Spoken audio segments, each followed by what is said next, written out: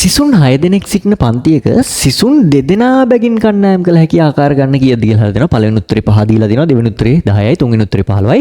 අපි හොයා ගන්න ඕනේ දැන් හරි උත්තරේ මොකක්ද කියලා. දැන් මෙතන මේ වගේම ගාණක් ඔයාලට පොඩ්ඩක් වෙනස් කරලා දෙන්න පුළුවන්.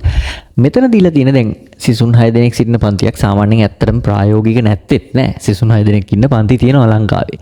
මං කියන්නේ පන්තිකන අපිට දැන් හුරු පුරුදු සාමාන්‍ය සිසුන් 30ක් 40ක් වුණාට ගාණ එහෙම වෙනස් කරලා ඔයාලට දෙන්න පුළුවන්. දැන් මෙතන අපිට කියන්නේ සිසුන් 6 දෙනෙක් සිටින පන්තියක්. මේ පන්තියේ ළමයි 6 දෙනා ඉන්නේ.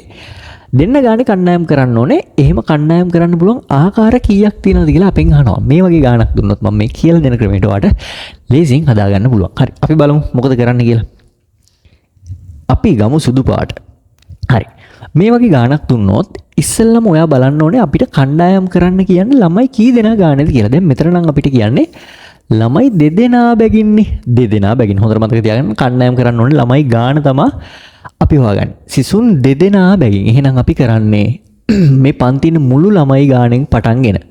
පන්තියේ මුළු ළමයි ගාන 6 දෙනෙක් ඉන්නවා.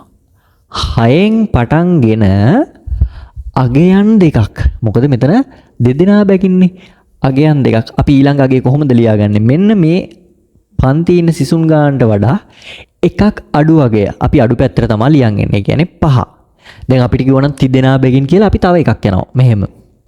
4 දෙනා බැගින් කිව්වනම් තව යනවා. ඔහොම යනවා. හැබැයි අපිට දැන් කියන්නේ 2 දෙනා බැගින්. ඒ නිසා අපි 6 වැඩි කිරීම 5න් නතර කරගන්නවා. ඊට පස්සේ අපිට තව දෙයක් කරන්න වෙනවා. මේක බෙදා ගන්න වෙනවා. මෙතන එන උත්තරේ බෙදා ගන්න වෙනවා. ඉතුරු එක නම් හරිම ලේසි. මේ උඩ තියෙන ඉලක්කම් ගානට දැන් මෙතන ඉලක්කම් දෙකයිනේ තියෙන්නේ. ඒ නිසා ඒ ගානට අපි යට ඉඳන් එකේ ඉඳන් ලියා ගන්නවා ಗುಣ කිරීම වශයෙන්. ඒ කියන්නේ 1 වැඩි කිරීම 2. දැන් හදිසියෙවත් උඩින් ලියාගෙන තිබ්බනම් අපි මෙන්න මෙහෙම 6 වැඩි කිරීම 5 වැඩි කිරීම 4.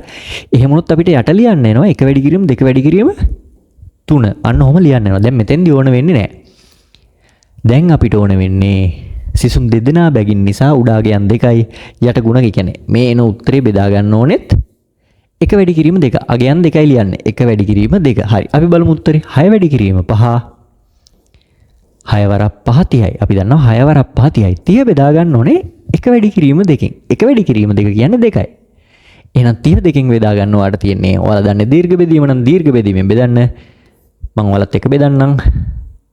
3ට 2 1යි 3 වරක් 1 2 වරක් 1 2යි එකක් ඉතිරි මේ බිඳුව කියනවා 15ට 10යි 10ට 2 කියව 5යි 5 වරක් 2 10යි එතකොට මෙන්න උත්තරය ආවා 15යි කියලා. එහෙනම් 15 කියන්නේ අංක 3.